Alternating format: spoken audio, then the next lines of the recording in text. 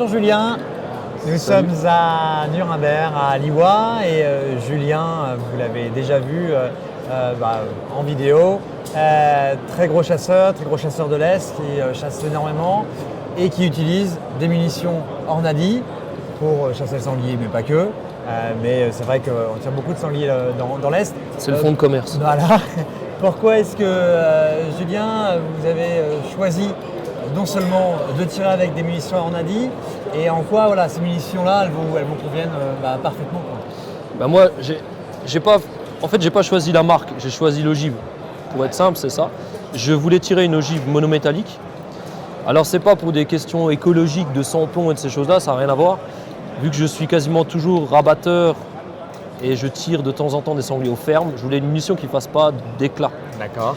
Et là, c'est une munition donc monométallique homogène. On voit bien que quand ça champignonne, 95% de la masse reste accrochée à l'ogive, quoi. Tout à fait. Donc il part la pointe rouge et un petit peu de matière parce que bon, tu n'as pas le choix. Ouais. Mais tu n'as pas d'effet de fragments de plomb qui peuvent ressortir du gibier et te blesser un chien. Donc au début, j'ai commencé pour ça. D'accord. Et après, ça marchait très bien en traquant. Mon frangin est passé à la même chose. Et on s'est retrouvé à quasiment tous tirer des monométalliques. On a remarqué que, déjà d'une, en pouvoir d'arrêt, c'est assez phénoménal. Ok. Tu peux tirer des munitions plus légères en poids, en ayant toujours une sortie. Parce que vu que tu gardes toute ta masse dans la traversée du corps du gibier, tu as toujours assez de masse pour traverser même un gros sanglier. Ouais. Donc tu te retrouves à tirer à la place de tirer une 180 grains, qui a un recul assez conséquent, Ouais. et qui de toute façon en sortant du gibier ne fera plus que 80 grains parce que tout le reste est dans la bestiole. Il faut savoir que tout le reste est dans la viande. Et une partie derrière, mais une grosse partie est dans la viande. Donc à un moment... Et ce que tu disais tout à l'heure, qui permet potentiellement également d'avoir moins de recul. Là j'allais y venir. Ah. Vu que tu tires moins lourd, tu as moins de recul dans l'autre sens, en ayant tout autant d'efficacité. Et en ayant une sortie de balle, tout ce que tu veux. Donc en fait, pour moi, il n'y a que des avantages parce que tu te retrouves à tirer plus précis parce que tu as moins de recul.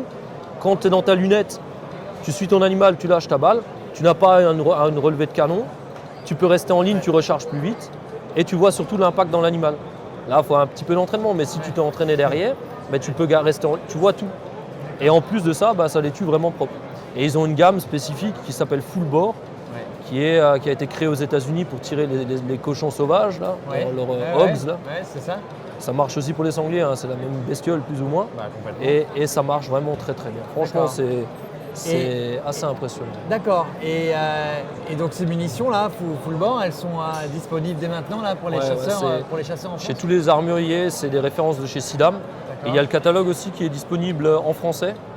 En métrique aussi, donc on a toutes les vitesses en mètres par seconde, les DRO, tout ça en métrique. Et donc tout le catalogue est traduit et c'est disponible chez tous les armuriers. Parfait. Donc pour tous les chasseurs de sangliers qui vont officier la saison prochaine et qui souhaitent, comme Julien, pouvoir faire des très beaux tableaux, eh bien écoutez, on les invite à tirer des munitions Hornady spéciales bord. Et merci en tout cas de ces explications. Ça marche aussi pour les chevreuils. Et ça marche aussi pour les chevreuils, évidemment. Et même pour les cervidés. Oui, aussi. Merci Julien. De rien.